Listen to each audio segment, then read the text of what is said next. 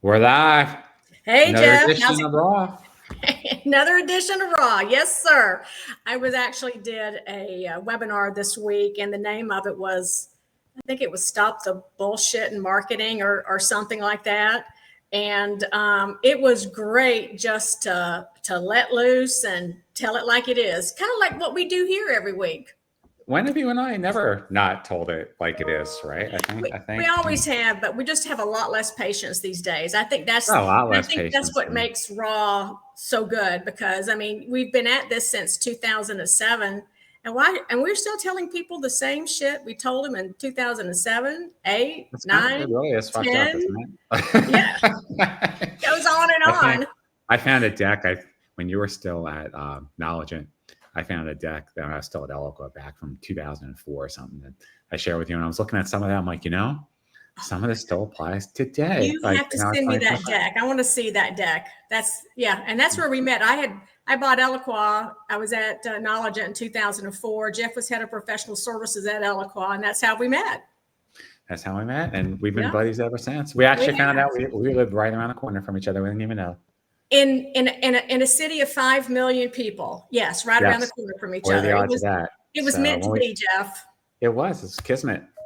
Yeah, but what's not kismet is how marketers are leveraging their teams. It's still. You mean how they're not? Yeah, well, how they're not and how they are. Yeah. Man, they were just running even harder on the hamster wheel, and they are. We're seeing it all the time. I think. Yes, everyone's fascinated with AI now, kind of like when the .com era was out, and you add a .com era to everything, and that's got to be thing. But it's more than AI, right? It is. But I will say this: one of the things that AI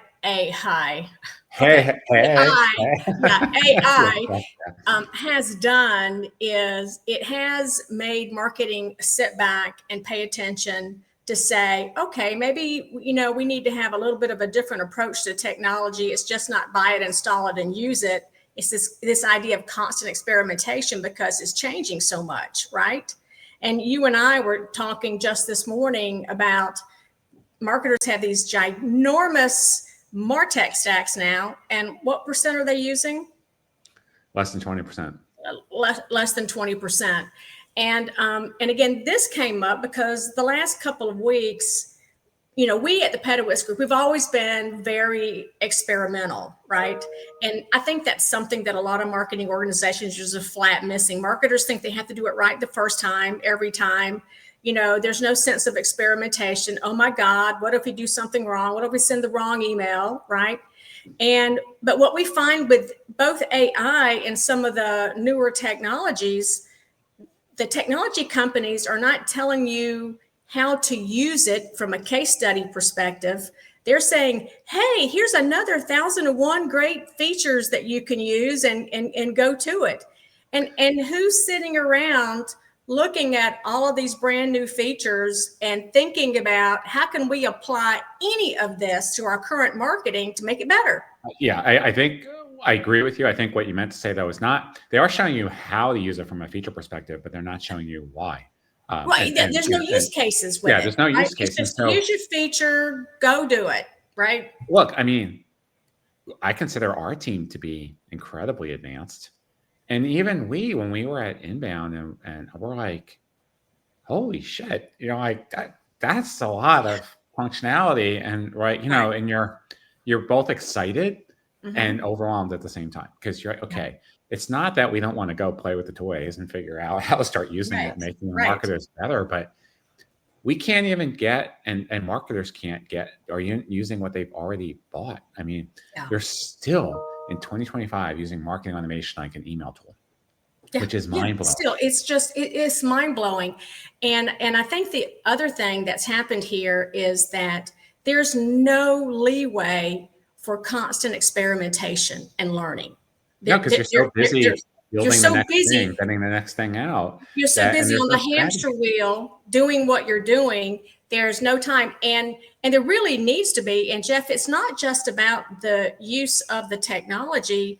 It's where's the talent on your team that says, I'm going to understand all these new features and functions and be able to intelligently talk about how we apply it in different places in our marketing so that we can improve our performance, right? But Where's instead, we that? go out and buy more tech, more Yeah, tools, because yeah, there's a perceived gap. Now, sure, sometimes that's yeah, probably true, but most of the time it's not, right.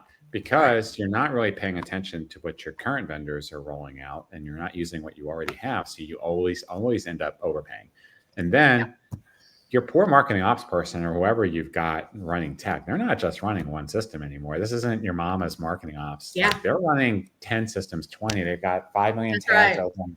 They're running back and forth. And guess what? Hmm. These people are hot. They're in demand. And They because are. you're not backfilling them, in part because your CFO won't let you because they don't want to give you any more money for resources, Right, that person's getting premium bucks because their recruiters right, pluck them out, and then you're dead in the water because you don't just have a person that can't run a system. You have a person that no one can run anything. right. So now you Yeah, become so beholden and dependent upon all this tech, yeah, and you can't even use it. right. And when I published my book Rise of the Revenue Marketer, from backroom to boardroom, it was all about that strategic marketing ops talent that needed to be in place, and that's more important than ever before, because again, we have so many features and all these different platforms that we can use, but really the person that's knitting that together, this technology feature can help us improve this aspect of marketing performance, right? Really being able to tie those two things together. And I think we talked about this last week. It's no wonder sales is trying to do their own thing now, right? Because marketing They ran just, out of patience. yeah, yeah, But at the same time, the intelligence is closer than it's ever been. I mean, we've been seeing things ourselves, our team, over the last couple of days. Like, we're having conversations like, wow, look at what we just learned about this. We just found that this particular client or prospects on our site, or they're researching for this information. And um, the difference is we're doing it with one tool. That's what's exciting about it. And this is with all due respect to all the platforms. I'm not making a commentary here like, hey, you right. should or shouldn't have these things. But we're just using HubSpot, and it's got everything. Literally, I mean, we're getting ABX account intelligence, we're getting buyer signals. You can do omni-channel, and I'm not trying to do a commercial here for Yeah. HubSpot. It's more about, we went through a hard 3 years ourselves with tech because we had all the toys, Mhm. guys. Like, we were spending. I'll just share with you, we're spending close to $700,000 a year on Mhm. software for us. And look, we're a 100-person company. That's a shit ton of money to spend on Yeah. software, and we couldn't get enough. We're buying everything, because we Mhm. want to use all the software. Mhm. And we woke up 3 years ago, probably like the rest of the market, we're like, okay, this is getting ridiculous. Like, we Mhm. can't even keep up with all this tech. We didn't even know who was logging in or who owned. We had admins that weren't even here anymore, and so we ourselves went through. And so we cut our tech stack and spend by almost 80% in the last 3 years. And you know what? We're more productive. We're more effective than we've ever been. And we're still learning and growing like everybody else. And that's because our basic platform has improved and we use the hell out of AI, right? Yes, both. And it's And really that synergy coming yeah, together, yeah, human plus machine, right. human plus AI, But strategy first, then tech. but it's also, we approach every day with constant experimentation. And again, I just want to go back to, there is zero time for experimentation and learning how to do things. It's all right there in front of you. All you have to do is take some time to understand it. And they're just on that hamster wheel, and it's just And nobody has absolutely the not time. happening. They can't Nobody has slow the down time. long enough to plan. Mhm. They're so busy doing, they can't spend any time thinking. And I so it mean, gets worse. And the just think gap about it. widens. After coming back from inbound, we could have spent a solid week just after inbound, just going into the new features, the new functions of HubSpot, and then thinking about the best ones and how we might apply those selectively to improve our campaign performance, which is what we actually did. That We is what we do. actually, Yeah. yeah. And And we're I'm gonna now tell you, applying, here we are 3 weeks later, and we're yeah, applying things that we learned, and we're yeah, seeing astronomical improvements. yeah, But again, this isn't so much about HubSpot specifically. Whether you're using Salesforce, you're using yeah, yeah, Adobe, you're exactly. using Oracle, it's more about do you have that orientation? Like if you want to unlock the other 80% of capacity from your team, then you Hey, got to slow just down. imagine if you just could unlock another 10%, what that would mean. Not even, Exactly. right? Yeah, just even. And what, and you and I, every time we have this conversation with this CMO, we're like, okay, you got to take at least a couple of days to a week off per quarter, do nothing but plan. They look at you like you're crazy. We can't do that. Like we can't, like we have to get all this stuff out the door. And we're like, but no one's reading it anyway. So you're spending all this time, you're trying to do more and more and more because you're chasing this lead number and you're not taking the time to think, to strategize and plan. It's so much worse. I'm two comments. I'm a student of positive psychology. And so the whole idea of mindfulness is just to take a break from the crazy, right? Which is most of our world, and just try to, just kind of like reconnect.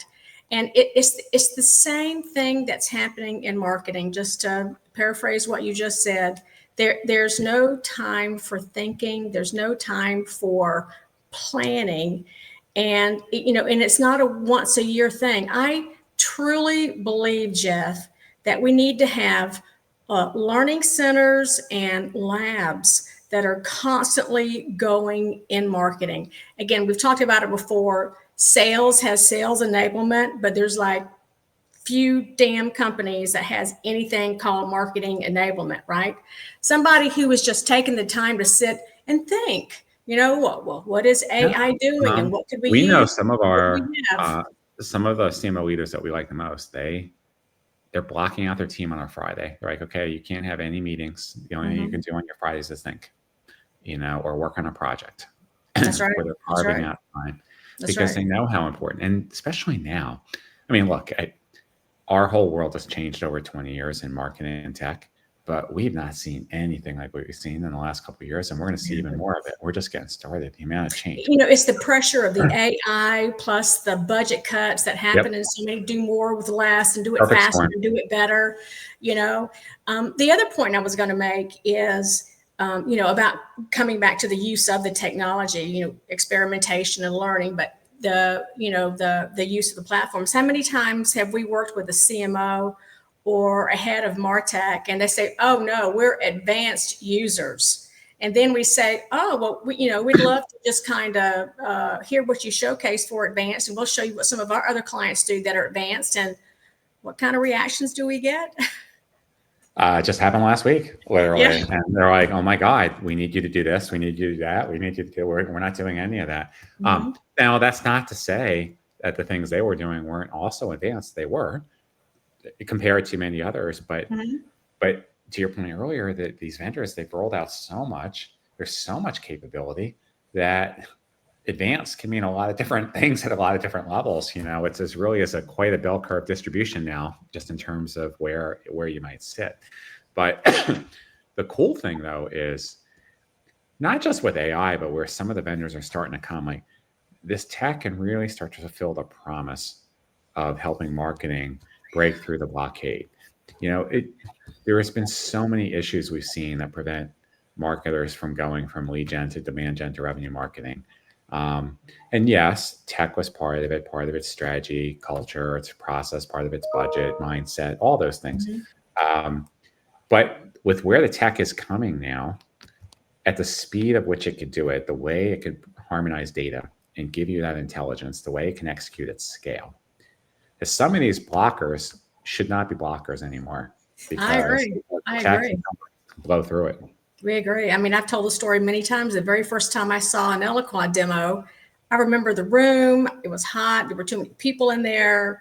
I remember everything about it. And prior to that, I had been a VP of sales for many years. But in this role, I was a CMO. And the very first time I saw a marketing automation demo, I mean, my eyes just lit up like it was Christmas, right? I just had this vision for what this technology could be. And it has been very disappointing for both you and I through the years. It's a lot of years to see this technology grow and grow and grow. And that promise of marketing automation is still falling short. And the constant switching back and forth. Well, We're switching from platform 1 to platform 2 because it's too expensive and we're not getting any usage out of it. And we do enjoy that business. However, we do, but yeah. but at the same time, right? Okay, but you're looking at what you said you wanted to do. The platform you're on does that.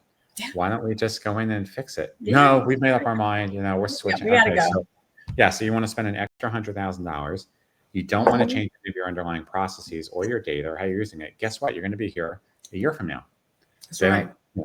And so that's tough to hear. But back to that, I mean, operating capacity. So what are some of the things, if you are trying to get your team 10% more capacity, 15, 20%, what should leaders be thinking about in order to do that? Well, we could think about team capacity, but we could also think about campaign effectiveness, right? So we could say, if I wanted my campaigns to be 10% more effective across the way, right? What are the items that I need to look at there? I mean, we can talk about it in both ways, but let's talk about it in campaign effectiveness first. So I'm sitting on HubSpot. I have all the bells and whistles. What are some things that I could do in HubSpot that would give me improved campaign performance? 2, 3, 4, 5%, 10%, pick a number. What are some things, Jeff? Well, I think certainly campaign effectiveness, because that's one of the biggest areas that marketers spend time. I think if they start applying the tools and put in a better way of working, better way of workflow, prioritization, they can easily pick up 10 or 20% of their time back. But it can't. But it also requires understanding the sales process, understanding the customer journey, understanding the persona that you're going after, right? I mean, there are some real fundamental things that some of the new technologies can just help you get like that can help you improve campaign effectiveness. No, they absolutely are. Not to mention surfacing ICPs that maybe you didn't think were you were catering to, because you're spending all your time maybe going after a segment, and maybe there's a different segment or ICP. New markets. Yep. But yes, I mean, there's no question campaign effectiveness, prioritization. I mean, I think a big challenge with marketers is they spend so much time in react mode and they want to say yes to everyone. So every request that comes in, they feel like they have to fulfill. That shit's got to stop, Jeff. No, it is. There was a weight loss lady years ago. She was the one with the bald head. She said, "Stop the crazy," right? The day of marketing being that reactive organization, somebody says do this and they say, okay, I was on a call recently with a CMO, and I told her, I said, you need to act like a freaking IT department. You know how an IT department works? They have an order of priority. Yep. Based on what their goals are, and that's just the way it's going to happen. And it takes an act of God to break that schedule. That's exactly sorry, we're not that's doing exactly this. Right. And I said, until your company understands the best and highest use, and everybody's on board with that, you're going to keep getting this. Oh my God, we have to do this. We have to do that. I mean, that is one level of crazy that doesn't need to exist today, right? No. So just developing a simple system on how to prioritize things that come in. Hey, number one, does it support our company objective, whatever that is for the year? We're in top 3. No, that goes way to the bottom of the list. Exactly. Right? Exactly. Or if marketing is held accountable and has some kind of revenue goal, they should be able to choose where in the hell they're going to spend their time, their money, and their talent, right? It should not be somebody else. You don't come into sales and say, hey, all of a sudden, I need for you to go off and do this. No, sales has got a number. They laugh at you. Yeah. Exactly. So no, it's a prioritization.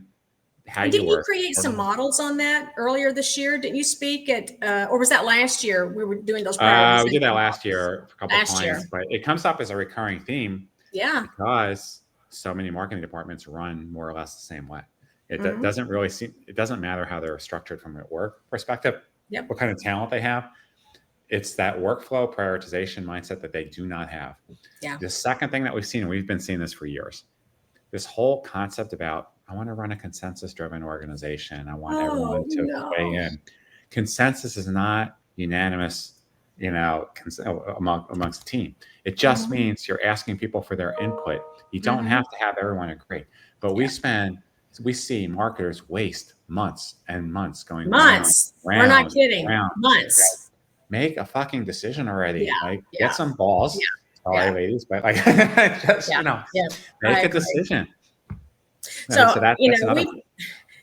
we could ramble forever, obviously, and we've talked about a lot of things. We've talked about, what is that strategic talent that you need that can come in and take a look in technology and take a look at marketing and say, hey, there's some things that we can do to improve performance and or efficiency across the team, right? And just the whole notion that we are underutilizing what we've got and that we don't take time for planning. We don't take time for thinking. We don't take time for strategizing anywhere. And the world is that much more complex. And it's probably the number one thing that they need to be doing. What did I miss? Did we? I mean, we ran also a lot on this one. plan, take time to prioritize, Prioritization. learn how to say no, get rid of consensus equals unanimous.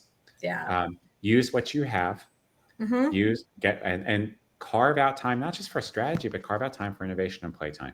Well, yeah, exactly. Exactly. You do all these things, Mm-hmm. which any one of these are not hard to do. Mm-hmm. And none of them require spending any more money. They Mm-hmm. do require you being strategic about where the time goes and what you're going to have your team work on. And imagine, we're going into budgeting season, right? And what if a percentage of your budget was just around innovation and learning? Because nobody ever puts that. And this is the downtime from the hamster wheel where you're working on new ideas, even trying to figure out how to use some features and functions in your current technology that you're not using right now, let alone AI. I was just thinking when you said budget season, remember Bugs Bunny? It's duck season, rabbit season, duck season, rabbit season. So I was just thinking, right now, budget season, spend season, budget season, because the marketers, they have to use it or lose it before the end of the year. At the same time, they're planning their budget for next year, right? So it's budget season, spend season. Yeah, but it's sweater weather. Yes. I can't do that so well because I'm not from Boston, but yes, sweater weather. Sweater weather. So, all right. So I think we've given you guys some good raw tips on how to improve capacity. We're going to pick this up again next week. And I'm Jeff. I'm Debbie. And we're raw. See you later. See you guys next week. Bye-bye.